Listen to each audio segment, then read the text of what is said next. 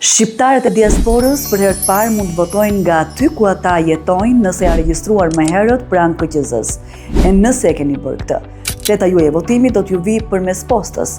Por nëse nuk jeni regjistruar më herët në KQZ, mënyra vetme për të votuar është të vini fizikisht në Shqipëri dhe të shkoni pranë qendrës suaj.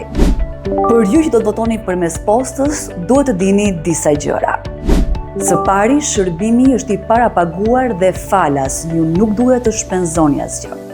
Zarfi me fletë me votimi do t'ju vijë nga DHL-ja në adresën tuaj, por nuk do ju lihet në kutinë postare dhe as mund ta tërheqë dikush tjetër. Ndaj postierin duhet të takoni personalisht.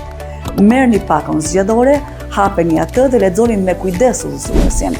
Plotësojeni fletën e votimit, por mos shpenzoni më shumë se 3 ditë për t'u menduar. Mbylleni fletën brenda në zarfin e vogël e pastaj në zarfin e madh. Pastaj kontaktoni postën për të kthyer votën tuaj.